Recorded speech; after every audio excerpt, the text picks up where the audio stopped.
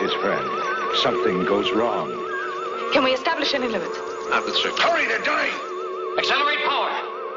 Two men tumbling helplessly through time. Their lives at the mercy of the events of yesterday, today, and tomorrow. Well, wherever he and Doug are now, at least they're together. If we do this, you realize we may never regain contact with any of them again. Switch them.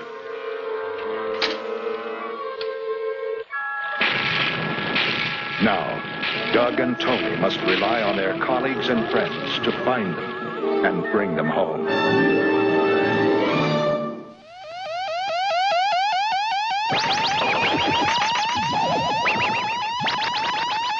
From the man who brought you Voyage to the Bottom of the Sea, Lost in Space, The Time Tunnel, and Land of the Giants.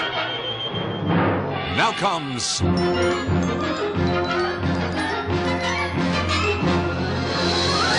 Fantasy Worlds of Irwin Allen, featuring clips from your favorite TV shows.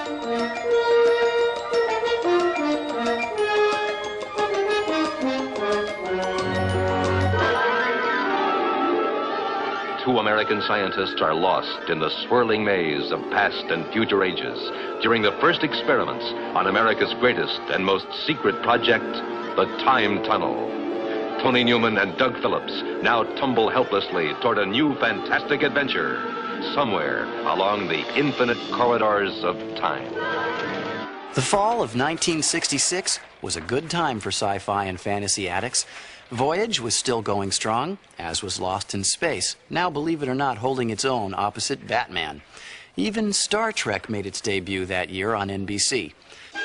But on Friday nights, right after the Green Hornet on ABC, we could catch the adventures of Dr. Tony Newman, played by James Darren, and Doug Phillips, played by Robert Colbert.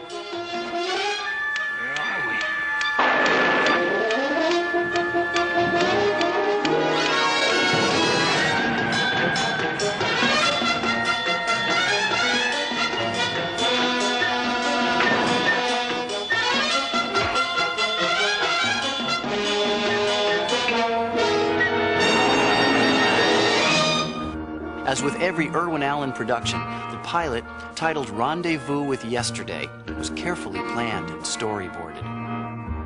Compare these sketches for the opening sequence with the version as it appears in the final film. This is a red alert. Red alert. All time tunnel personnel report to their stations on the double. Irwin would go to any length to make it look exactly like what the storyboard was. So when I saw it, when I saw what Irwin had storyboarded, and then eventually saw this incredible set, which was exactly like the storyboard, but grand, of course, it was breathtaking.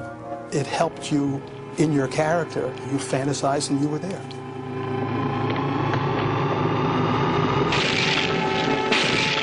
To devise the look of the series' most important set, the tunnel itself, Irwin employed virtually every graphic artist and designer he knew, eventually settling on this design.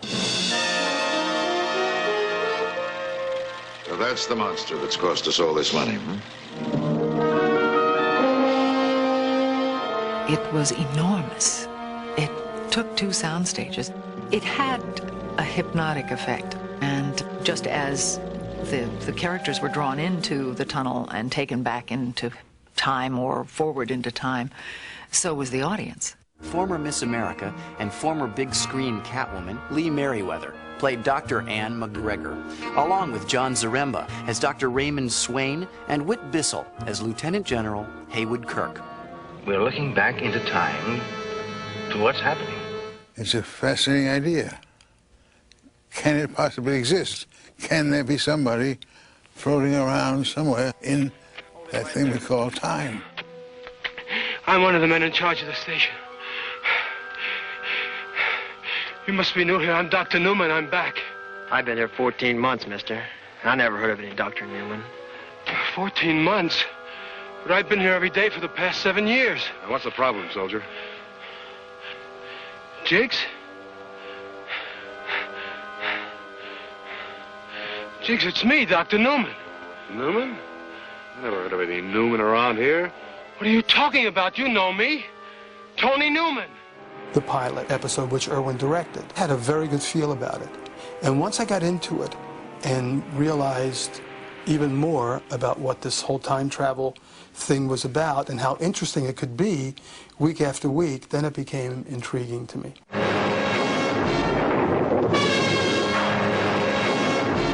I mean, when you're in Krakatoa one day, you're on the moon the next.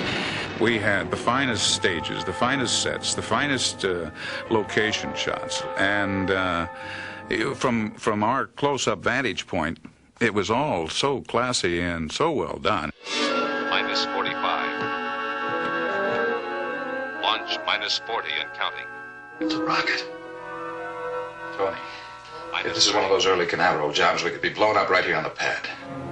Titanic. We will kill Abraham Lincoln. I couldn't wait for what might happen next week. Script-wise, you know, something come in, we would travel to the assassination of Abraham Lincoln, or whatever it might be. Who are you? What are you doing here? What we are does not matter. We are here to destroy you. But as the settings and situations offered the viewers visual variety, some felt that the format of the show was becoming predictable. It's going to be hard for you to understand. But we're time travelers. Captain, you've got to believe me. You are under arrest. Arrest? What do you want with us? We've done nothing to you.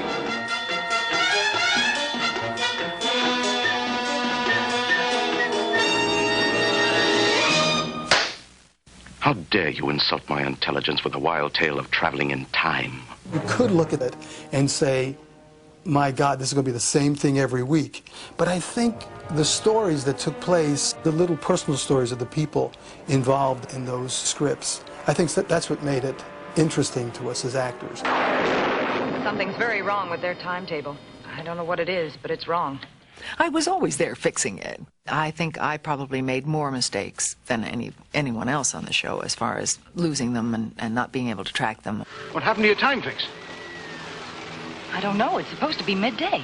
We acted a lot to little sticks with little round circles and faces drawn on them. For one would be Jimmy and one would be Bob.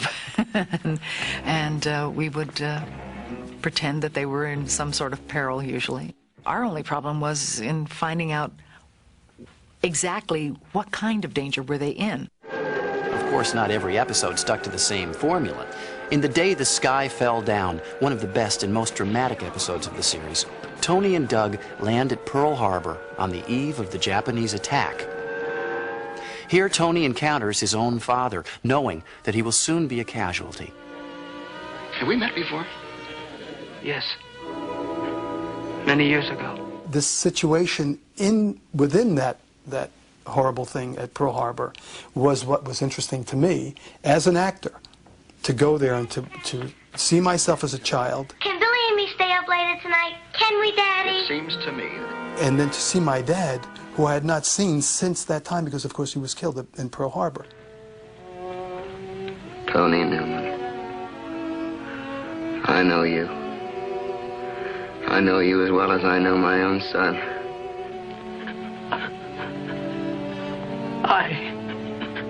I am your son.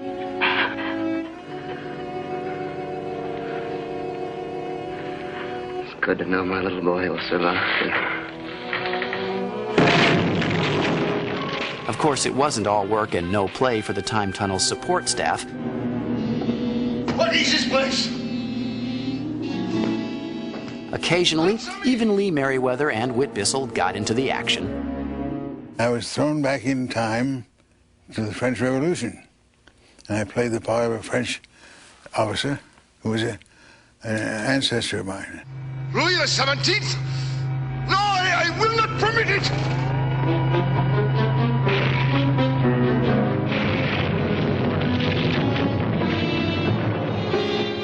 Oh, it's impossible.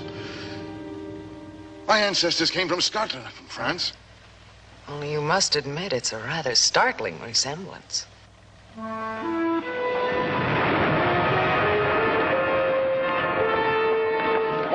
move, and I'll kill her. I was kidnapped by Victor Jory, playing a pirate, and I was just in the heat of the moment, you know, jammed up against the side of a set. Over the side. Where am I? Oh, my nylons were all running and blood was running down my leg. I still carry a couple of scars from from the set.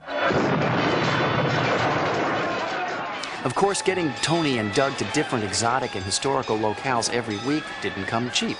But when things got tight, Irwin could always take advantage of 20th Century Fox's vast library of stock footage. When we had Khyber riflemen, we had 20,000 Khyber riflemen, see. We didn't just have 6 guys out of the stunt union coming out there riding old nags. We had some great stock footage shots.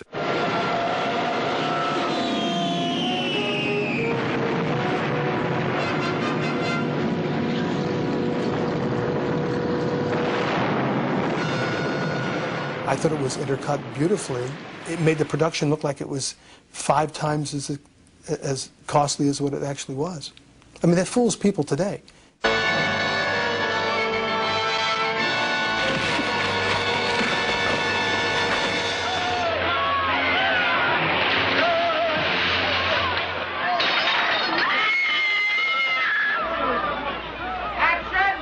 He was a pioneer.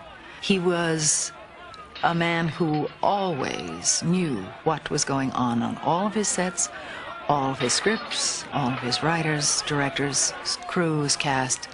He was the consummate professional producer. Irwin, you know, he was all right. He was a very sensitive man. He hired good people, and that's why they've stuck with him all those years, because they could relate to almost anything he did, even though it's fantasy. But fantasy, we live in fantasy more than we live in reality. And I think that's why there was always a place for an Irwin Allen. Although The Time Tunnel was one of Irwin's personal favorites, it lasted just 1 season. And despite the fact that there were only 30 episodes produced, it continues to be an audience favorite around the world. Irwin Allen really was ahead of his time. The Time Tunnel.